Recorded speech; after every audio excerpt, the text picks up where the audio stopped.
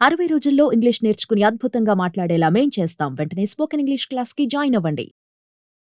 నమస్తే రమగారు. నమస్తే జయ. రమగారు, 40స్‌లోకి వచ్చేసిన తర్వాత ఒక చిన్న చిన్న కన్ఫ్యూజన్స్ అండి. ఎలా అంటే కొంతమందేమో చాలా అంటే అప్పటి వరకు ఉన్నవన్నీ వదిలేస్తారు. మనం ఏదో పెద్ద తరహా వచ్చేసింది, 40లోకి వచ్చేసాం కదా అనే ఒక ఫీల్‌లో ఒక మంచి చీర కట్టుకోవటం కానీ అంటే కలర్ఫుల్గా కనిపించకపోవటం, డల్నెస్లోకి వచ్చేస్తారు కొంతమంది. మరి కొంతమంది ఏమో సాధారణంగానే ఉంటారు. ఇంకా ఇప్పుడే మనం యంగ్ అనే ఒక ఫీల్, కొత్త కొత్త మార్పులు, వింత వింత పోకళ్ళకి పోతూ ఉంటారు. వీళ్ళు వాళ్ళని చూసినా వాళ్ళు వీళ్ళని చూసినా ఒక్కసారి జల్లుమంటుంది. ఇద్దరికి అలానే ఉంటుంది, సేమ్ ఫీల్. అసలు ఎలా ఉండాలి 40స్‌లోకి వచ్చాక? ఇవి ఒక జర్క్ వస్తుంది జయ. ఈ 40s వీళ్ళకి ఆడపిల్లలు ఉన్నారనుకో, ఆడపిల్లలు ఉంటే పిల్లలు పెరిగిపోతారు. అవునవును. ఆడపిల్లని 13-14 వచ్చేసరికి తల్లంత సైజులోకి వచ్చేస్తారు ఇంచుమించుగా. అమ్మ డ్రెస్సులన్నీ వేసేసుకుంటారు, అమ్మ నగలు పెట్టేసుకుంటారు, అమ్మ చీరలు కట్టేసుకుంటారు. దాంతో తల్లులకి ఏమనిపిస్తుంది అంటే తమకి కొంచెం ఓల్డ్ అయ్యామని అనిపిస్తూ ఉంటుంది.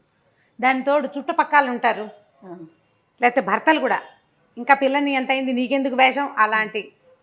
వీళ్ళకు కూడా కొంచెం ఆడపిల్లలకి కాస్త ఏమైనా బంగారం కొనాలని, దానికే చీరలు కొనాలని, చీరలు ఇప్పటి నుంచి కొని పెట్టాలని, ఇద్దరు ముగ్గురు తోడుకోడళ్ళు ఆడపడుచులు కజిన్స్ దగ్గరగా ఉన్నారనుకో, మనకెందుకు పిల్లకి ఇలాంటి ధోరణిలోకి వచ్చి ఒక 42, 43, 44 వచ్చేసరికల్లా వీళ్ళు పెద్ద పెద్ద ఇయర్ రింగ్స్ మానేస్తారు.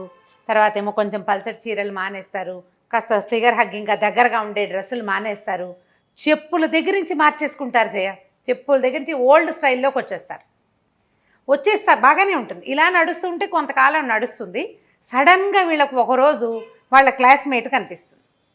ఈ క్లాస్మేట్ మన ఈ మధ్య ఎవరో చక్కటి అందమైన సింగర్లాగా, నాజుగ్గా, చిన్నగా బొమ్మలాగా ఉండి చక్కగా ఏదో మంచి డ్రెస్ వేసుకుని టింగు రంగా మనకు కనిపించింది అనుకో, కడుపులో మండిపోతుంది. ఎంత కష్టంగా ఉంటుందంటే ఆ వచ్చింది ఊరుకోకుండా ఏమిటో ఇలా తయారయ్యావు అంటుంది.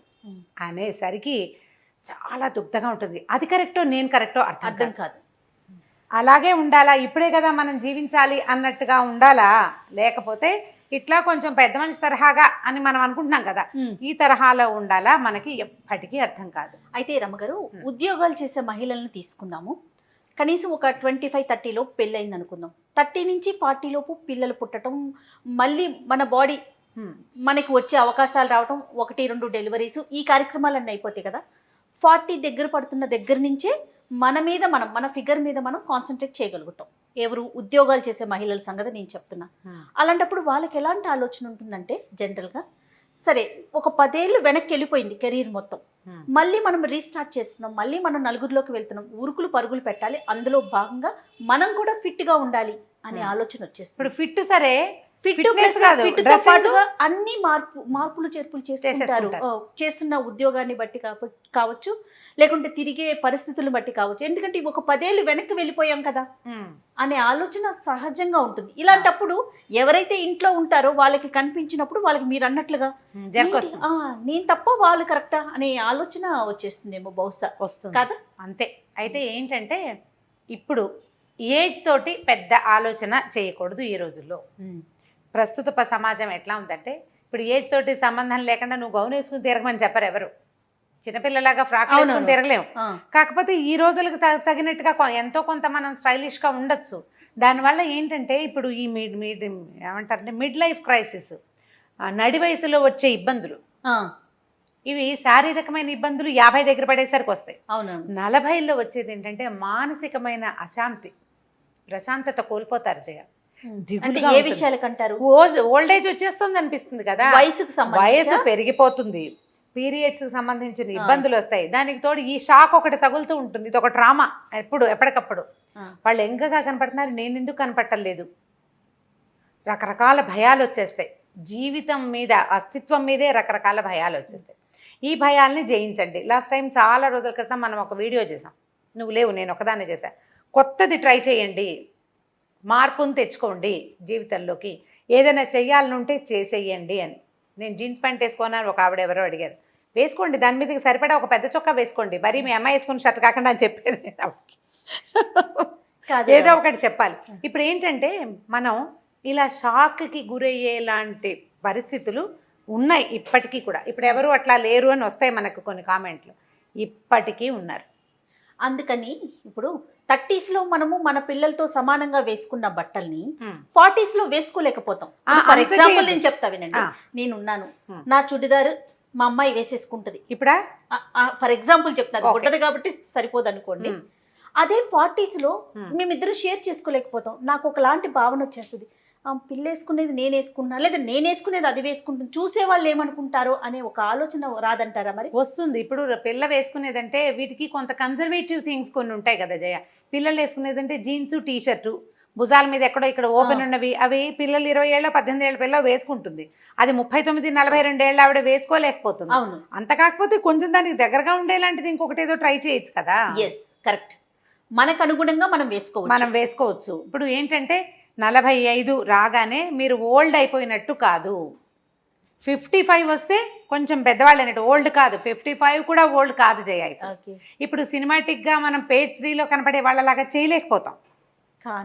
కానీ మీకు మీ మనసుకి తగినట్టుగా, వయసు అని చెప్పట్లేదు, మీ మనసుకి తగినట్టుగా మీకు భావాలు కనుక కొంచెం మామూలు భావాలు ఉంటే దానికి తగ్గట్టు ట్రై చేయండి. మీకు జర్క్ తగిలి ఎవరైనా షాక్ ఇచ్చి మీకు వాళ్ళలాగా మీరు చేస్తే ఓవర్ యాక్షన్ చేసినట్టు ఉంటుంది. అవునవును. అలా కాకుండా మీరు 30s నుంచి 40sకి ప్రయాణం చేసేటప్పుడు ప్రయాణాన్ని ఏజ్ దానంతట అది పోతుంది. మీరు ఈ డ్రెస్లో నుంచి ఒక ముతక చీరలోకి జంప్ అయిపోవద్దు, ఒకేసారి జంప్ అవ్వకండి. స్లోగా తీసుకురండి చేంజ్. పెద్ద పెద్ద ఇయర్ రింగ్స్ పెట్టుకోవటము, మెడలో ఏదైనా ట్రెండీగా ఒక 2 వస్తువులు వేసుకోవటము, గాజులు వేసుకోవటము, వేసుకోకపోవటము, చెప్పులు, స్టై అన్నీ కూడా. ఇప్పుడు నేను ఒక పెద్ద చీర బార్డర్ ఉన్న చీర కట్టుకుని పెద్ద బొట్టు పెట్టుకుని చెవులకి ఏవో దుద్దులు పెట్టుకుని వెళ్తే నాకు చూపించే చెప్పులు ఒక రకంగా ఉంటాయి. నేను కొంచెం సన్నటి చీర బాగా నైస్గా ఉన్న చీర కట్టుకుని వెళ్ళాను అనుకో, అవునవును, చెప్పులు వేరేవి చూపిస్తాడు. నువ్వు ఈ చెప్పుల షాప్ దగ్గర నుంచి చూడండి, ప్రతి చోట అలాగే ఉంటుంది. మనల్ని బట్టే కదా వాళ్ళు, మనని బట్టే కదా. ఒకవేళ ఇలాంటి జర్క్ కనుక మీరు తగిలితే ఒకేసారి వాళ్ళ దాకా వెళ్ళిపోకుండా మీ నుంచి మీరు కొంచెం వెనక్కి రండి. ప్రధానమైంది, చాలా ముఖ్యమైనది మనసు. నాగేశ్వరరావు గారు ఎప్పుడు చెప్తుంటారు, బహుశా వినే ఉంటారు మీరు, ప్రతి ప్రసంగంలో ఆయన ఇదే మాట చెప్తారు. 70s లో కూడా ఇదే మాట రమ్మగారు, వయసు వచ్చింది నా శరీరానికి, మనసుకు కాదు. అంతే. పదే ఈ మాట నాకు ఎంత గుర్తో. మన మనసు అది కదా ప్రధానం. ఇప్పుడు జర్క్ తినేది శరీరం కాదు, మనసే. ఎవరినైనా చూడంగానే జర్క్ అయిపో, మనం ఒకేసారి బెంగొచ్చేస్తుంది మన మీద మనకి. అవును, ఇదేంట్రా దేవుడా వీళ్ళు ఇంత బాగున్నారు, నేనేమిటి ఇలా ముసలం అయిపోయానండి. సడన్గా మీరు మేకప్ మార్చేస్తే వెగటుగా ఉంటుంది. అందుకని జర్క్ తీసుకోవద్దు, జర్కుల్లోకి వెళ్ళకండి. హుందా అయిన ప్రవర్తనతోటి ఉండండి. ఈ ఏజ్కి నేను ఇలాగే బిహేవ్ చేయాలి అనే ధోరణికి అందులోంచి బయటకు వచ్చేయండి. ఈరోజు అట్లా లేదు. అందుకని ఇప్పటి వేషాలు కూడా వేయకూడదు. ఆ మాట ముందే చెప్పాను, హుందాగా అని చెప్పాను. ఆ పదం చెప్పాను కదా. ఇప్పుడు దీంట్లో హుందా ఎంత హుందాగా అనేది దట్స్ అప్ టు యూ. నీ యొక్క పరిస్థితి, నీ ఆర్థిక పరిస్థితి, నీ యొక్క సామాజికమైన పరిస్థితి, మనం తిరిగే మన సర్కిల్, మన ఫ్రెండ్స్, మన సర్కిల్. ప్రధానమైనది ఏంటంటే జయ, ఇదివరకటికి ఇప్పటికి తేడా ఎక్కడొచ్చిందంటే చెప్పనా, మనం అమీర్పేటలో ఉన్నాం అనుకుందాం. ఇదివరకటి అమీర్పేట ఒక రకం. అమీర్పేట నుంచి కొంచెం ముందుకెళ్తే ఈ ఎస్ఆర్ నగర్ మనం ముందుకెళ్ళామనుకో, సన్న కుకట్పల్లి అవి పాతగా మన చిన్నప్పటి ఊళ్ళలా కనపడేవి ఇది వరకు. ఇప్పుడు తర్వాత కాలంలో ఇంకో కుకట్పల్లి పెరిగిన తర్వాత కొంచెం చందానగర్, మియాపూర్ పాతగా ఉండేవి. ఇప్పుడు చందానగర్, మియాపూర్ కూడా పాతగా లేదు. ఎక్కడికక్కడ ప్రపంచం పెరిగిపోతూనే ఉంది. మనం రెగ్యులర్గా ఎవరితోటి కలుస్తామో అదే మన సర్కిల్. ఇప్పుడు ఎక్కడో ఊరవతల ఇల్లు కొనుక్కుని వెళ్తున్నాం, ఓ ఫ్లాట్ కొంటాం, అక్కడ 100 మంది ఉంటారు సమాజం, అదే మన సోషల్ సర్కిల్. అంతే.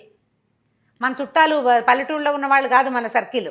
మన సర్కిల్ మనం రోజు ఎవరితోటి కలుస్తామో, ప్రతిరోజు గుడ్ మార్నింగో గుడ్ ఆఫ్టర్నూనో ఎవరికి చెప్తామో, ఎవరితోటి చెప్పించుకుంటామో, అది మన సమాజంగా ఈ రోజున ఉన్నది. ఇప్పుడు మనం అక్కడ షాపుల్లోకి వెళ్తాం, అక్కడ హోటల్స్కి వెళ్తాం, అక్కడే మన పిల్లలు స్కూళ్ళకి వెళ్తారు, అక్కడి నుంచే కాలేజీలకు వెళ్తారు. అదే కదా మన సమాజం.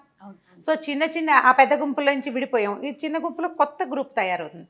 వాళ్ళంతా కాకపోయినా మీరు వెనకబడి ఉన్నానని మీకు అనిపిస్తే, ఇది నేను అందరినీ ఈ పని చేయమంటున్నానని మీరు ఎంకరేజ్ చేస్తున్నానని భావించద్దు. ఆ తరహా ప్రశ్నలు కూడా తీసుకురావద్దు. వెనకబడి ఉన్నామేమోనన్న భావనతోటి దిగులుబడి డిప్రెషన్కి లోనయ్యి మీరు బాధపడి ఇంట్లో వాళ్ళని బాధ పెట్టకండి.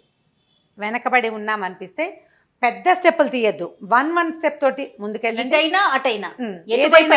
ఏదైనా సరే ఒక స్టెప్, స్లోగా స్టెప్స్లో, బేబీ స్టెప్స్లో నుంచి పెద్ద స్టెప్పులు వెళ్ళండి నిదానంగా. ప్రధానమైనది జర్క్స్ తీసుకోవద్దు. మిడ్ లైఫ్లో జర్క్లు చాలా ప్రమాదకరం. దానివల్ల విపరీతమైన డిప్రెషన్స్ వస్తాయి. ఈ వచ్చే మిడ్ లైఫ్లో వచ్చేటువంటి డిప్రెషన్స్ హార్మోనల్ ఇంబ్యాలెన్స్కి కారణం ప్రధాన కారణం అవుతాయి. ఒకటి హెయిర్ లాస్, ఇంకా తొందరగా ఏజింగ్లోకి వెళ్ళిపోతారు, వయసును ఇంకా పెంచేసుకుంటారు మీరు. కాబట్టి ఆ పరిస్థితుల్లోకి వెళ్ళబోకండి. జర్క్ తినకుండా ఉండాలంటే ఏం చెయ్యాలో చూడండి. తప్పకుండా. అంతే. నమస్తే రమ్య గారు. నమస్తే జయ.